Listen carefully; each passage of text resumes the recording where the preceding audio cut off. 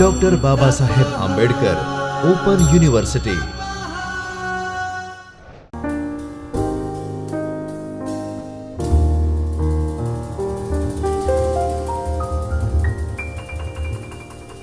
નમસ્કાર મિત્રો, Kinjal Parmar, assistant professor, department of library and information science. આપણે ગયા એકમમાં રંગનાથન દ્વારા આપવામાં આવેલા જે મહત્ત્વના 5 સૂત્રો હતા કે આ 5 સૂત્રોના આધાર ઉપર આપણે લાઇબ્રેરી ડેવલપ કરી શકીએ અને કોઈ પણ કોન્ફ્લિક્ટ ઊભો થાય તો એને સોલ્વ કરી શકીએ. એ 5 સૂત્રોનો આપણે ગયા એકમમાં ભણી ચૂક્યા હતા. હવે આપણે આ એકમમાં વર્ગીકરણનું જે યુનિવર્સ ઓફ નોલેજ એટલે કે જે સિદ્ધાંતોના બેઝિક જે 3 પ્લાન્સ આપવામાં આવ્યા છે રંગનાથન દ્વારા, એની આપણે ચર્ચા કરીશું.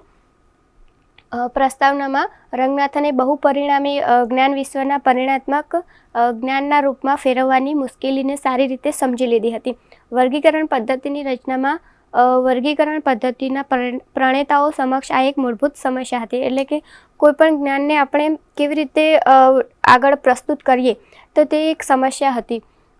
એક જે મૂળભૂત નિયમો ગ્રંથાલય વિજ્ઞાનના સૂત્રો, ઉપસૂત્રો, સિદ્ધાંતોની મદદથી તથા ધારણાઓ પર આધારિત હતી. અને બેઝિકલી જે લોઝ હતા, 5 lose of library science, basics નિયમો હતા અને જે કેનોન્સ આપણે કહીએ કે ઉપસૂત્રો હતા, એના ઉપર આધાર રાખતા હતા. એ સિદ્ધાંતોમાં જો કોઈ પણ પ્રકારનો કોન્ફ્લિક્ટ થાય તો આપણે કઈ રીતે એને સોલ્વ કરી શકીએ. એના માટે ડૉક્ટર એસ આર રંગનાથન દ્વારા જે નોર્મેટિવ પ્રિન્સિપલ્સ એટલે કે પાયારૂપ કાયદાઓ હતા એ આપવામાં આવ્યા હતા કે જ્યારે કોઈ પણ 2 કે તેથી વધારે ગ્રંથાલયના સૂત્રો કે વર્ગીકરણના જે ઉપસૂત્રો હોય કે લોઝ હોય અથવા તો કેનોન્સ હોય, એમાં ગૂંચવણ ઊભો થાય તો ત્યારે પાયારૂપ કાયદાની મદદથી તેનું આપણે સમાધાન કરી શકીએ છીએ. કે સપોઝ કે આપણે 5 લોઝ આપણે લાસ્ટ લેક્ચરમાં ભણ્યા કે બુક્સ આર ફોર યુઝ અને every reader its a book અને every books its a reader, એવા કોઈ પણ સૂત્રો છે અથવા તો ઉપસૂત્રો કે કેનોન્સ છે, એમની વચ્ચે જો કોઈ કોન્ફ્લિક્ટ ઊભો થાય કે હવે આપણે લાઇબ્રેરીમાં આ સમસ્યા ઊભી થઈ છે તો એને કયા લો થ્રુ આપણે એને સોલ્વ કરીશું, ફર્સ્ટ લો કે સેકન્ડ લો, તો ત્યારે 2 લો વચ્ચે કોન્ફ્લિક્ટ થતું હોય તો એ સોલ્વ કરવું મુશ્કેલ હતું. અને એવી સિચ્યુએશનમાં રંગનાથને બેઝિક્સ જે લો કહીએ આપણે નોર્મેટિવ પ્રિન્સિપલ્સ એમણે આપ્યા હતા કે આ દરેક પ્રિન્સિપલ છે એના દરેકના અલગ અલગ કેરેક્ટરિસ્ટિક્સ છે કે આ પ્રિન્સિપલ જો આવો કોઈ ઇસ્યુ થયો હોય તો આ મતલબ પ્રિન્સિપલના બેઝ ઉપર તમે એને સોલ્વ કરી શકો, અથવા તો કોઈ બીજી કોઈ સમસ્યા થઈ હોય તો સપોઝ એક્ઝામ્પલ રીતે કે કોઈ બીજા પ્રિન્સિપલના બેઝ ઉપર તમે એ જે પણ સિચ્યુએશન છે એને હેન્ડલ કરી શકો. તો એ બેઝિક્સ જે પ્રિન્સિપલ્સ હતા એ કયા હતા? અર્થઘટનનો કાયદો એટલે કે ઇન્ટરપ્રિટેશન, લો ઓફ ઇન્ટરપ્રિટેશન, નિષ્પક્ષતાનો કાયદો એટલે લો ઓફ ઇમ્પાર્શિયાલિટી, સપ્રમાણતાનો કાયદો લો ઓફ સેમેટ્રી, કરકસરનો કાયદો લો ઓફ પરમિશન, સ્થાનિક ભિન્નતાનો કાયદો એટલે લો ઓફ લોકલ વેરિએશન અને અભિસરણનો કાયદો એટલે કે લો ઓફ ઓસ્મેસિસ. આ દરેક લો જે આપવામાં આવે છે એની દરેક અમુક કેરેક્ટરિસ્ટિક્સ છે. સપોઝ કે ફર્સ્ટ આપણે લઈએ તો કે લો ઓફ ઇન્ટરપ્રિટેશન એટલે કે કોઈ પણ જે 5 લોઝ ઓફ આપવામાં આવેલા છે ડૉક્ટર એસ આર રંગનાથન દ્વારા, એ 5 લોઝ અથવા તો કેનોન્સ એમની વચ્ચે કોઈ પણ પ્રકારનો કોન્ફ્લિક્ટ ઊભો થાય છે તો ત્યારે જે પણ કોઈ પણ ઇન્ટરપ્રિટેશનના લીધે કોઈ પણ કોન્ફ્લિક્ટ ઊભો થાય છે કે તમને સમજવામાં મુશ્કેલી થાય છે, એના કારણે જો કોઈ પણ કોન્ફ્લિક્ટ ઊભો થયો હોય તો એ conflict law of interpretation through solve થતો હોય છે કે કઈ રીતે ઇન્ટરપ્રિટેશન કરવામાં આવ્યું છે, એનો અર્થ શું થાય છે અને ખરેખર જ્યારે તમે એનું ઇમ્પ્લિમેન્ટ કરવા જાઓ છો અથવા તો એ લોને અમલીકરણ મતલબ લાઇબ્રેરીમાં ઇમ્પ્લિમેન્ટ કરવા જાઓ છો તો ત્યારે એ લોનો અર્થ શું થાય છે. એવી રીતે જે પણ ઇન્ટરપ્રિટેશનના આધાર ઉપર પછી જે પણ કોન્ફ્લિક્ટ થયો હોય એને સોલ્વ કરવામાં આવે છે. નિષ્પક્ષતા એટલે કે ઇમ્પાર્શિયાલિટીનો કાયદો. સપોઝ કે કોઈ એક જ ઓથર દ્વારા 1 કે 2 ઓથર હોય, એ 2 ઓથર દ્વારા એક જ હેડિંગની કોઈ પણ પુસ્તક લખવામાં આવી હોય તો એ 2 પુસ્તકોનું હેડિંગ એક જ હોય અને પરંતુ એ હેડિંગના કન્ટેન્ટ પ્રમાણે બંને ઓથરની કન્ટેન્ટ અલગ અલગ હોય. હેડિંગ સપોઝ ભલે એક જ હોય, એક જ બંને અલગ પુસ્તક છે પરંતુ એમનો કન્ટેન્ટ અલગ અલગ હશે અને છતાં પણ જો એ બંને ઓથરને સેમ મતલબ ક્રેડિટ મળતી હોય તો ત્યારે એ લો ઓફ ઇમ્પાર્શિયાલિટીનો ઉપયોગ કરવામાં આવે છે કે કોઈ પણ ઓથર છે એનો કન્ટેન્ટ અલગ હોય અને બીજા ઓથરનું કન્ટેન્ટ પણ અલગ હોતો હોય છે. એટલે દરેક વ્યક્તિને તેમના કન્ટેન્ટ પ્રમાણે એમને ક્રેડિટ મળતી હોય છે. અને જો જ્યારે કન્ટેન્ટ પ્રમાણે ક્રેડિટ નથી મળતી તો ત્યારે કોન્ફ્લિક્ટ રચાય છે, અને કોન્ફ્લિક્ટ થાય તો ત્યારે લો ઓફ ઇમ્પાર્શિયાલિટી આપણે કહી કે ઇમ્પાર્શિયાલિટીનો લો ત્યાં એપ્લાય કરી શકે છે. એવી જ રીતે દરેક જે પણ લો આપવામાં આવેલા છે, સેમેટ્રિક લો છે, તો એમાં બે કે વધારે ઓથર છે એમણે એક જ હેડિંગ, એક નહીં પરંતુ સપોઝ બે પુસ્તક લખી છે અને દરેક પુસ્તકનું કન્ટેન્ટ અલગ છે, છતાં પણ એમને ક્રેડિટ એક મળી છે. અથવા તો સેમ કન્ટેન્ટ હોય અને ક્રેડિટ અલગ મળતી હોય એવું પણ બનતું હોય છે. પ્રમોશન કરકસરનો કાયદો, એવી રીતે લોકલ વેરિએશન છે, અને ઓસ્મેસિસનો જે અભિસરણનો કાયદો છે એમાં તમે જુઓ કે લાઇબ્રેરી ક્લાસિફિકેશન છે, કેટલોગિંગ છે અને લાઇબ્રેરી મેનેજમેન્ટ છે. એવી રીતે ક્લાસિફિકેશન અને કેટલોગિંગ વચ્ચે કોઈ કોન્ફ્લિક્ટ થતી હોય, કોઈ સિસ્ટમમાં જે પણ લાઇબ્રેરી સાયન્સની જે સિસ્ટમ હોય આપણી, કેટલોગિંગ છે, ક્લાસિફિકેશન, એવી રીતે સિસ્ટમની અંદર જો કોન્ફ્લિક્ટ થતી હોય તો ત્યારે અભિસરણનો કાયદો ઉપયોગમાં લેવામાં આવતો હોય છે.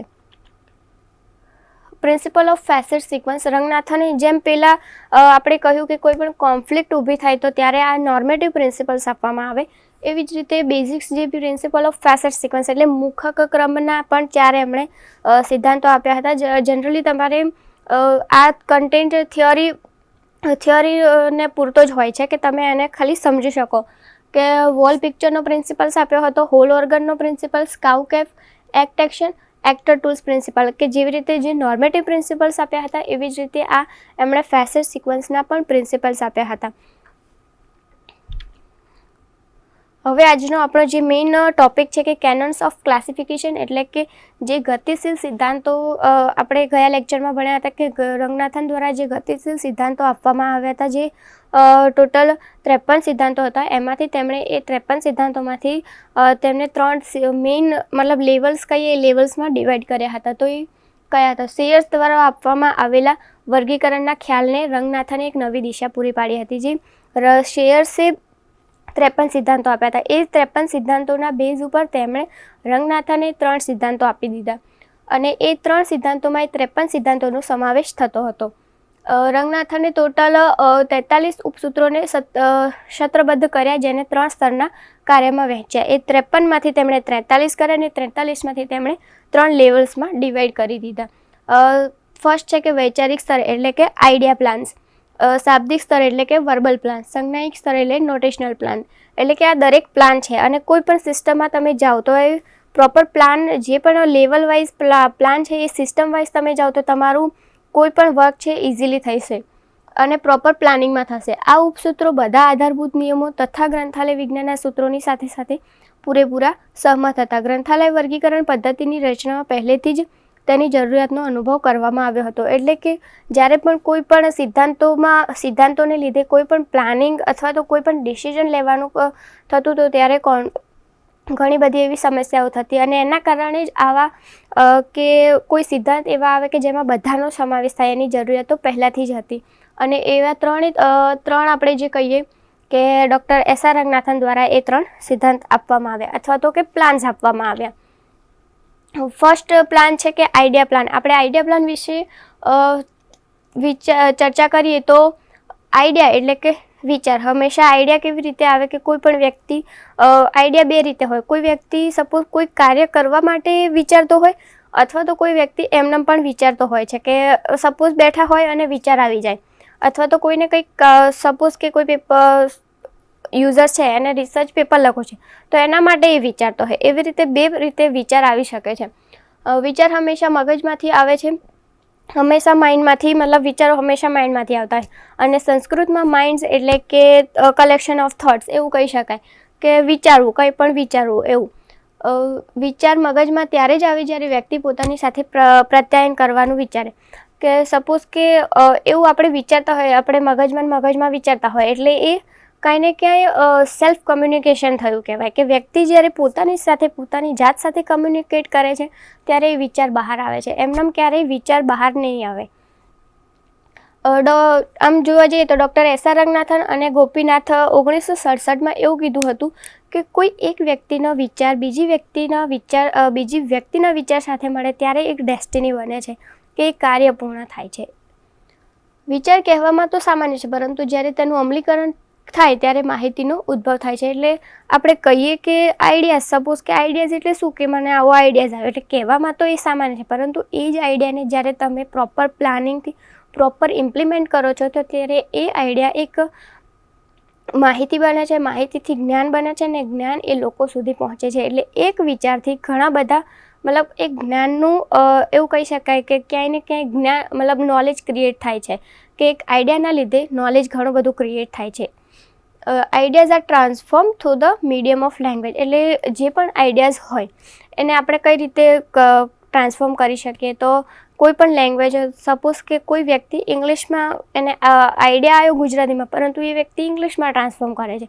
કોઈ વ્યક્તિને આઈડિયા ગુજરાતીમાં આવ્યો હોય ને એ હિન્દીમાં ટ્રાન્સલેટ કરે છે. એટલે આઈડિયા છે એ એની જે ટ્રાન્સફોર્મિંગ લેંગ્વેજ હોય એના થ્રુ બહાર આવતા હોય છે.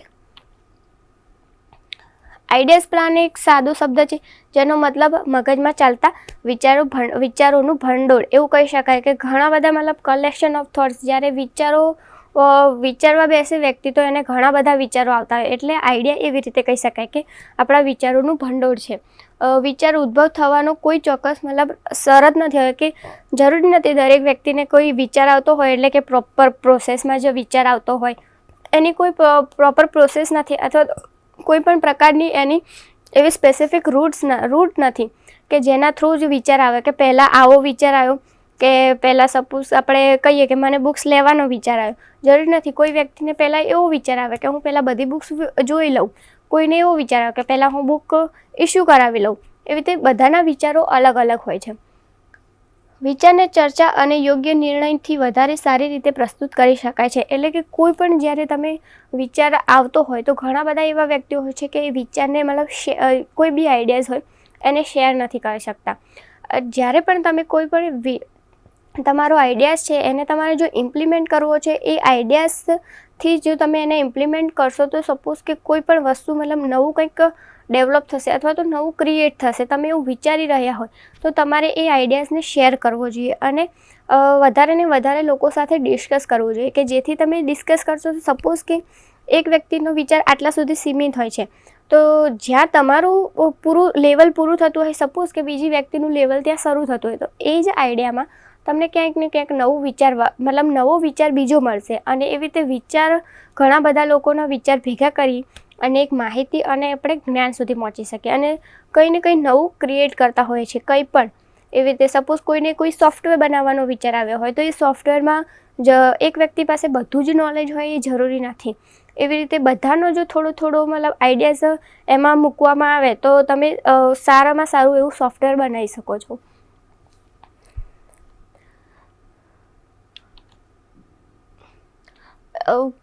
આઈડિયા પ્લાન છે એની અમુક ઇમ્પોર્ટન્સ છે, કે આઈડિયા પ્લાનના લીધે તમે શું ઇમ્પોર્ટન્સ છે કે તેના થ્રુ તમે કઈ રીતે લાઇબ્રેરીમાં અથવા તો કોઈ પણ જગ્યાએ તમે તમારો સમય કેવી રીતે બચાવી શકો. જેમ કે નંબરની વ્યવસ્થિત ગોઠવણી, એટલે કે આઈડિયા પ્લાનના લીધે તમે એક પ્રોપર ચેઇનમાં કોઈ પણ તમારામાં એક એવી એબિલિટી આવી જાય છે કે તમે કોઈ પણ આઈડિયા પ્લાનના લીધે કોઈ પણ જે નંબર્સ હોય છે એને પ્રોપર તમે એની ગોઠવણી કરી શકો છો.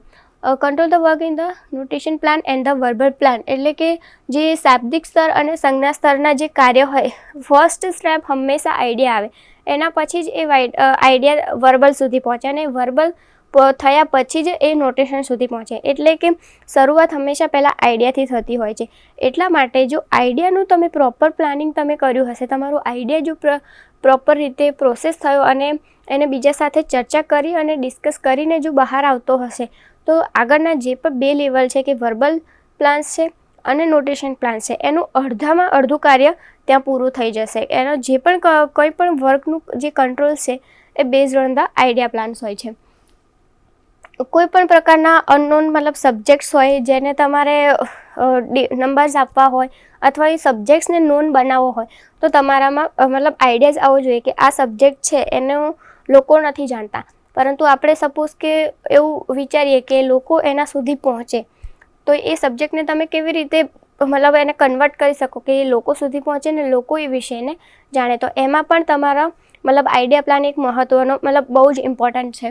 એવી જ રીતે બીજું જોઈએ કે અનંત વિચારોનું પૃથ્થકરણ, એટલે કે આઈડિયા પ્લાન્સમાં ઘણા બધા મતલબ તમે નંબર ઓફ જેટલા પણ વિચારો તમે એમાં નાખવા જશો એ બધા જ તમે નાખી શકશો. કોઈ પણ ઘણી બધી વખત એવું થતું હોય છે કે એટલા બધા વિચારો ભેગા થઈ જશે કે વ્યક્તિ પોતે કન્ફ્યુઝ થઈ જશે કે આમાંથી તમારે હવે કયા વિચારને ઇમ્પ્લિમેન્ટ કરવો છે. તો એવા સમયે જો તમે આઈડિયા પ્લાન મતલબ પ્રોપરલી પ્રોસેસથી તમે જશો અથવા તો વિચારને પ્રોપર ઇમ્પ્લિમેન્ટ આપશો તો ત્યારે તમે એ તમારું જે પણ ડેસ્ટિનેશન છે ત્યાં સુધી પહોંચી શકશો. Attributes data are it is a theoretical basis for the foundation of knowledge organize and classification system. એટલે કે કોઈ પણ જો ક્લાસિફિકેશન સિસ્ટમમાં પણ તમે જોવા જાઓ અથવા તો થિયોરેટિકલી જોવા જાઓ કે તો તમારે પહેલાં વિચાર જ આવશે કે આપણે લાઇબ્રેરીમાં ક્લાસિફિકેશન કરતા હોય તો વિચારતા હોય કે કઈ રીતે કરીએ, તો કે DDC પદ્ધતિથી કરીશું કે CC પદ્ધતિથી કરીએ, એવી રીતે લોકો વિચારતા હોય.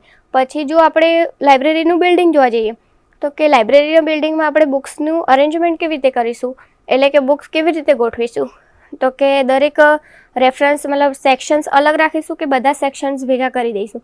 તો એ દરેક વસ્તુ મતલબ જ્યારે તમે વિચારો છો ત્યારે નવી ને નવી વસ્તુ ક્રિએટ થતી જતી હોય છે કે તમે જ્યારે તમારો વિચાર ઇમ્પ્લિમેન્ટ કરો એટલે કંઈક ને કંઈક નવી વસ્તુ આવતી હોય. એવી જ રીતે જેમ તમને અગાઉના એકમમાં કીધું હતું કે જેમ તમે યુઝર સાથે ઇન્ટરેક્ટ થતા રહેશો એવી જ રીતે તમને યુઝરની ક્વેરી ખબર પડશે ને એનાથી તમને ખબર પડશે કે હવે તમારે કઈ નવી સર્વિસીસ ઇમ્પ્લિમેન્ટ કરવી જોઈએ કે એવું શું કરીએ કે યુઝરની ક્વેરી સોલ્વ થઈ જાય. એટલે માટે કે જેટલું તમે વિચારશો અને એ વિચારને ઇમ્પ્લિમેન્ટ કરશો એટલા ને એટલા તમને નવું ને નવું મતલબ ન્યૂ નોલેજ ક્રિએટ થશે, ન્યૂ ડેવલપમેન્ટ થશે અને લાઇબ્રેરીમાં તમે નવી ડેવલપમેન્ટ મતલબ લાઇબ્રેરીનું જે 5th લો છે એને પણ ઇમ્પ્લિમેન્ટ કરી શકશો કે library is a growing organism. વર્ગીકરણ પદ્ધતિના હેતુ માટે એટલે મેઇન સપોઝ લાઇબ્રેરી ક્લાસિફિકેશનમાં જોવા જોઈએ તો આ પ્લાન્સ કેવી રીતે ઇમ્પ્લિમેન્ટ થાય કે આપણે જે સિસ્ટમ છે કઈ સિસ્ટમ અપનાવવી જોઈએ, કેવી રીતે અપનાવવી જોઈએ અને કેવી પ્રોપર પ્રોસેસ કરવી જોઈએ એના માટે આઈડિયા પ્લાન બહુ જ ઇમ્પોર્ટન્ટ છે. શાબ્દિક સ્તર એટલે કે વર્બલ પ્લાન હવે સેકન્ડ સ્ટેપ આવ્યો એટલે કે જે આઈડિયા આવ્યો એ આઈડિયાને તમે શબ્દોમાં અથવા તો ભાષામાં તમે પ્રસ્તુત કરો છો ત્યારે વર્બલ બની જાય છે. આ એક પ્રોસેસ છે કે આઈડિયાથી તમે વર્બલ આવો છો અને વર્બલથી તમે નોટેશન સુધી પહોંચો છો. એટલે કે જે આઈડિયા આવ્યો છે એને તમે એક શબ્દોમાં અથવા તો ભાષામાં પ્રસ્તુત કરો એટલે એ જ આઈડિયા તમારો વર્બલ બની જાય છે. શાબ્દિક સ્તરે વર્ગીકરણ પદ્ધતિનું બીજું પગથિયું છે. વિચારોનું પ્રત્યાયન થાય છે. વિવિધ વિચારોને અલગ અલગ તારવવાની પ્રક્રિયા છે. એટલે કે આઈડિયા પ્લાનમાં શું હોય તમને કીધું કે નંબર ઓફ તમને મતલબ આઈડિયાસ આવશે. વ્યક્તિ પોતે પણ કન્ફ્યુઝ થઈ જશે કે આમાંથી કયા વિચારને કરવું. તો તે એવા સમયે તમને વર્બલ પ્લાન થ્રુ તમે એ જેટલા પણ વિચારો છે એને અલગ કરી શકશો અને પ્લસ કે તમે જે પણ વિચારો આવ્યા છે એને તમે કમ્યુનિકેટ કરી શકશો. જે પણ આઈડિયાઝ છે એને વર્ડ્સમાં અથવા તો લેંગ્વેજમાં મતલબ આપણે પ્રસ્તુત કરીએ તો એ આઈડિયાઝ છે એ વર્બલ બની જાય છે.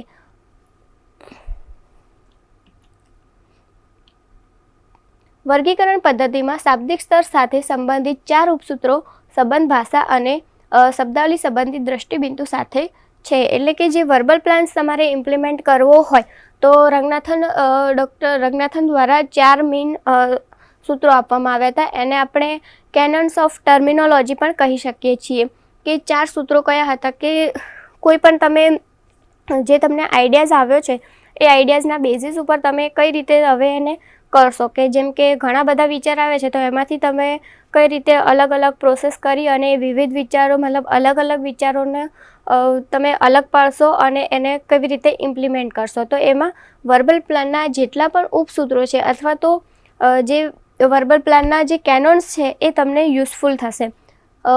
પૂર્વાપર સંબંધનું ઉપસૂત્ર એટલે કે કેનોન ઓફ કોન્ટેક્ટ ચેન એટલે કે કોઈ પ્રોપર કઈ ચેનમાં જવું છે, કેવી રીતે પ્રોસેસ કરવી છે એના માટે તમે આ સૂત્રનો યુઝ કરી શકો છો કે પૂર્વાપર સંબંધનું યુઝ. ઉપસૂત્ર પરિગણનાત્મક ઉપસૂત્ર એટલે કે Canon of enumeration lower link એટલે કે કોને તમે ફર્સ્ટ રાખો છો, કોને સેકન્ડ રાખો એટલે કે કયા વિચારને પહેલાં ઇમ્પ્લિમેન્ટ કરવો છે, કયા વિચારને પછી ઇમ્પ્લિમેન્ટ કરવો છે. એવી રીતે જો લિંક વાઇઝ તમે જ્યારે જોવા જશો તો ત્યારે આ કેનોન્સનો યુઝ થશે. પ્રચલિતતાનો ઉપસૂત્ર એટલે કે કરન્સી પોપ્યુલર લાઈવ એટલે કે જે વિચાર તમને જે સપોઝ કે વિચાર આવ્યો છે એ ઘણી બધી જગ્યાએ સપોઝ પ્રચલિત હોય, એવું જરૂરી નથી કે તમને જ નવો વિચાર આવ્યો. એ વિચાર ઘણા બધા લોકો ને આવતો હોય છે, કે એક જ વિચાર ઘણા બધા લોકોને આવતો હોય છે. તો જ્યારે એ બે વ્યક્તિનો વિચાર એક થાય, તો સપોઝ તમે એવું વિચારી શકો છો કે સૌથી વધારે આમાંથી હું જે વિચારી રહ્યો છું એમાંથી બીજા કેટલા લોકો છે આવું વિચારી રહ્યા છે. તો એવી રીતે પણ તમે એક વિચારને ઇમ્પ્લિમેન્ટ કરી શકો છો. અને મૌનનો ઉપસૂત્ર એટલે રેટિસન્સ રિઝર્વ, એટલે કે ઘણી વખત એવું થતું હોય છે કે વ્યક્તિ વિચારને ઇમ્પ્લિમેન્ટ કરવા નથી માંગતા, મતલબ કોઈની સાથે શેર કરવા નથી માંગતા. એ જાતે જ વિચારે છે, એને વર્બલ પ્લાનમાં ઇમ્પ્લિમેન્ટ કરે છે અને એને નોટેશન પ્લાનમાં ઇમ્પ્લિમેન્ટ કરે છે.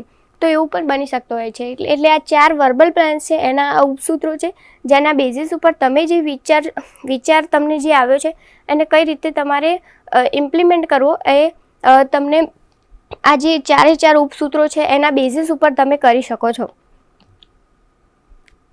સંજ્ઞાકીય સ્તર એટલે કે નોટેશન પ્લાન. હવે જે પણ કોઈ પણ તમને આઈડિયાઝ આવે છે એને તમે શબ્દોમાં કન્વર્ટ કર્યો. શબ્દો ઘણી બધી જગ્યાએ એવું થતું હોય છે કે શબ્દો બહુ તમને મુશ્કેલી અનુભવતા હોય છે. એના કારણે જો સંજ્ઞા હશે તો તમે એને ઇઝીલી કરી શકશો. જેમ કે આપણે ક્લાસિફિકેશનની જ વાત કરી લઈએ, તો કે ક્લાસિફિકેશનમાં શું થાય કે તમે ક્લાસિફિકેશનનું ચલો આઈડિયા આવી ગયો કે ક્લાસિફિકેશન આપણે કહ્યું, પુસ્તકો તમે લાવી પણ દીધી, બરાબર. પુસ્તકોમાં હવે ટાઇટલ્સ એવા હોય એનું તમે કરી દીધું, શબ્દો મતલબ વર્બલ પ્લાનમાં પણ કરી દીધું. હવે તમે એ શબ્દો સપોઝ કે મેથેમેટિક્સની કોઈ બુક છે તો એટલું લાંબુ એનું ટાઇટલ હશે ને કે વ્યક્તિ શોધતા જ કંટાળી જશે. તો એના કરતાં જે સંજ્ઞામાં તમે એ વિષયને કન્વર્ટ કરેલો હશે તો એને ઇઝીલી એ બુક મળી જશે. જેમ કે ગ્રંથાલય વિજ્ઞાનના 5 સૂત્રો એટલું એક બુકનું ટાઇટલ હોય તો એ વ્યક્તિ એ બુક શોધતા એને ખબર જ નહીં પડે કે એ બુક ક્યાં હશે. પરંતુ એ જ જ્યારે ગ્રંથાલય વિજ્ઞાનના જે 5 સૂત્રોની જે બુક છે એને જો તમે સંજ્ઞામાં કન્વર્ટ કરી હશે, સપોઝ કે 0-20 લખેલા હશે, તો એ વ્યક્તિ તરત જ એને મતલબ યુઝર્સ છે એને 0-20 તરત જ મળી જશે. એવી રીતે સંજ્ઞાનો અર્થ સરળતાથી સમજાય છે. કારણ જેમ કહ્યું કે શબ્દો ઘણી વખત એવું થતું હોય કે બુક ક્યાંય પડી હોય અને યુઝર્સ પણ ક્યાંય શોધતો હોય, એટલે શબ્દો ઘણી વખત સમજણ ના પડે, ઘણા બધા શબ્દોનો મતલબ પણ ના સમજણ પડે કે સમાજશાસ્ત્ર છે તો ક્યાં શોધવું, એમ એ પુસ્તક ક્યાં હશે, અથવા તો રાજ્ય નીતિ છે તો ક્યાં હશે. એટલે શબ્દો ઘણી વખત નથી સમજાતા હોતા.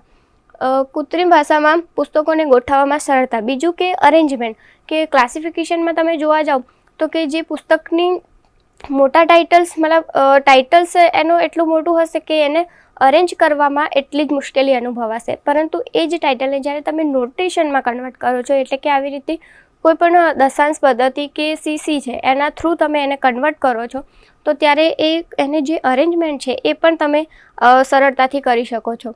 વર્ગીકરણમાં વિચાર હંમેશા સંજ્ઞાથી દર્શાવવામાં આવે છે. એટલે આપણે જેમ કહ્યું કે આ જે 3 પ્લાન્સ છે બેઝિસ ઓફ ધ કે ક્લાસિફિકેશનના બેઝિસ ઉપર આપવામાં આવે છે કે ક્લાસિફિકેશનમાં કેવી રીતે કયા સિદ્ધાંત અપનાવવા જોઈએ. એના કારણે જ રંગનાથને આ 3 પ્લાન્સ આપ્યા. અને મેઇન આ પ્લાન્સ જે આપવામાં આવ્યા છે એને આપણે ક્લાસિફિકેશનમાં ઇમ્પ્લિમેન્ટ કરી રહ્યા છીએ. એટલા માટે જ કે કોઈ પણ વર્ગીકરણમાં જો વિચાર આવે છે ને તો એ હંમેશા એને સંજ્ઞામાં કન્વર્ટ કરવો જ પડે છે. કે ક્લાસિફિકેશનમાં ક્યારેય તમે શબ્દોમાં વર્ણવી નથી શકતા. કોઈ પણ પુસ્તક એને જો તમે શબ્દોમાં વર્ણવવા જશો તો એ પુસ્તક એને શોધવામાં પણ એટલી મુશ્કેલી થશે અને જે ક્લાસિફિકેશન વ્યક્તિ કરે છે એને પણ એટલી જ મુશ્કેલી થશે. એ સિવાય જો આપણે નોટેશન પ્લાનમાં જોઈએ તો કે notation plan is a plan of number, એટલે કે નંબરોનો જ એક પ્લાન છે. Where concepts are represent by the number, એટલે કોઈ પણ વિચાર છે એ તમે નંબર થ્રુ નોટેશન પ્લાનમાં કોઈ પણ વિચારને નંબર થ્રુ રિપ્રેઝન્ટ કરી શકો છો. આઈડિયામાં એવું નથી હોતું. આઈડિયામાં તમારે વિચારને પ્રસ્તુત કરવો પડે છે સૌપ્રથમ, પછી એ વિચાર શબ્દોમાં અને ભાષામાં પ્રસ્તુત થાય, અને એ ભાષામાં પ્રસ્તુત થયા પછી જ તમે એ વિચારને સંજ્ઞામાં કન્વર્ટ કરી શકો છો. ત્યાં સુધી એ વિચાર ડાયરેક્ટલી તમને વિચાર કોઈ પણ સંજ્ઞાથી નહીં આવે, મતલબ એવી રીતે તમે નહીં જઈ શકો કે સંજ્ઞાથી તમને આવ્યો વિચાર પછી વર્બલથી ને પછી તમે આઈડિયા, એવી રીતે તમે પ્રોસેસ નહીં કરી શકો. મેઇન કોન્સેપ્ટ શું હોય કે set of ordinal digit and rules four there usage, એટલે આપણો મેઇન કન્સેપ્ટ જ એવો હોય છે નોટેશન પ્લાનનો કે તમે એક એવા રૂલ્સ બનાવો, રેગ્યુલેશન્સ, ઓર્ડિનલ ડિજિટ્સ એવા બનાવો કે જેથી એનો વધારે ને વધારે યુઝ થાય. જેમ તમને કીધું કે વર્બલમાં શું ભાષા અને શબ્દો હોય, તો કે ભાષા અને શબ્દોના લીધે પુસ્તક એટલું મતલબ યુઝર્સને પુસ્તક મળે જ નહીં, તો જે પુસ્તક મળશે જ નહીં તો એનો યુઝ પણ એટલો નહીં થાય. અને પરંતુ એ જ જ્યારે પુસ્તક તમે એને કન્વર્ટ કરો છો, મતલબ સંજ્ઞાની અંદર કન્વર્ટ કરો અથવા તો એને એક નંબર આપો છો, ડિજિટ આપો છો, તો એ ડિજિટ થ્રુ એ યુઝર્સ ઇઝીલી મતલબ એ નંબર સુધી પહોંચી શકશે અને બુક્સનો એટલો જ યુઝ થશે કે સરળતાથી એને બુક્સ મળી રહે. અને બીજી વખત આવશે તો પણ એને એ બુક્સ ત્યાંથી જ મળશે, ના ફરીથી કે એવું નહીં કે ફરીથી જ એ જ ટાઇટલ અથવા તો એ જ ઓથરથી એને શોધવાની રહેશે, નંબરથી જ એ શોધવાનું શરૂ કરશે. હવે મેઇન આ ત્રણેય આપણે જે પ્લાન છે એને ઇન્ટર રિલેશન કરવા જઈએ તો કઈ રીતે કરી શકાય કે આઈડિયા પ્લાનમાં ફર્સ્ટ કે આપણે ક્લાસ હોય છે કે ક્લાસ કેવી રીતે આવે. સૌ પ્રથમ પર્ટિક્યુલર એક સબ્જેક્ટ હોય છે, કોઈ પણ સબ્જેક્ટ એમ કે લાઇબ્રેરી સાયન્સ જ આપણે લઈ લઈએ કે લાઇબ્રેરી સાયન્સ એક સબ્જેક્ટ છે, તો લાઇબ્રેરી સાયન્સ પછી એને વર્બલમાં કન્વર્ટ કરવામાં આવે છે કે વર્બલ એટલે કે ક્લાસ, એને કોઈ ભાષામાં કન્વર્ટ કરવામાં આવે, બરાબર. અને પછી નોટેશન પ્લાન્સ એટલે કે કોઈ જેમ કીધું કે કોઈ પણ વિચાર હોય એને આપણે ભાષા અને શબ્દોમાં વર્ણવીએ અને પછી એને સંજ્ઞામાં કન્વર્ટ કરીએ. એવી જ રીતે જેમ ક્લાસિફિકેશનમાં પણ એવું જ હોય છે કે કોઈ પણ પુસ્તક આવે છે તો તમે પહેલાં એનું કન્ટેન્ટ વાંચો છો, થર્ડ કન્ટેન્ટ ઉપરથી તમને વિચાર આવે કે આ કયા વિષયનું પુસ્તક છે, એ વિષય એને આપવામાં આવે છે. એટલે કે બીજું સ્ટેપ થઈ ગયું કે વર્બલ, એટલે કે ફર્સ્ટ તમે કન્ટેન્ટ વાંચીને વિચારો છો કે આ કયા સબ્જેક્ટમાં જશે, સબ્જેક્ટ આપી દીધો અને પછી એને તમે DDC CC પ્રમાણે એનું ક્લાસિફિકેશન કરો છો. એનો મતલબ થઈ ગયો કે તમે એને સંજ્ઞા આપી છે. આ ત્રણે પ્રોપર મતલબ આપણે કહી શકાય કે જે ક્લાસિફિકેશન બુક્સનું કરવાની એની પ્રોસેસ હોય તો એ આ જ કહી શકાય કે પહેલાં તમે એને વિચારો, પછી એને સબ્જેક્ટ ડિવાઈડ કરો ને પછી તમે એનું નોટેશન પ્લાન્સ આપો. એટલે કે ક્લાસિફિકેશનની એક પ્રોસેસ થઈ ગઈ. ક્લાસિફિકેશન જો બુક્સનું કરવું હોય તો કેવી રીતે કરાય. અને આ ત્રણેય રિલેશન એવું જ છે કે જે subjects is equal to class અને ઇઝ ઇક્વલ ટુ નંબર, એટલે ત્રણેય ઇક્વલ જ છે કે પહેલી પ્રોસેસમાં જો ભૂલ થઈ તો એ જ બીજી પ્રોસેસમાં ભૂલ થશે અને બીજી પ્રોસેસમાં ભૂલ થશે તો ત્રીજી પ્રોસેસમાં ભૂલ થશે. એટલે આ ઇન્ટર રિલેટેડ છે કે જો ફર્સ્ટ તમે જે આઈડિયા વિચારો છો એ જ જો તમારો ખોટો હશે તો તમારો સબ્જેક્ટ પણ ખોટો આવશે, સબ્જેક્ટ ખોટો આવવાના કારણે એનો નંબર પણ ખોટો આવશે અને એના કારણે આખું તમારું જે ક્લાસિફિકેશન છે એ પણ ખોટું થશે. અને એના કારણે જો ક્લાસિફિકેશન ખોટું હશે તો યુઝર્સ એની જે પણ બુક્સ રિક્વાયરમેન્ટ્સ છે એ ઇઝીલી નહીં મેળવી શકે. આવી રીતે આજે આપણે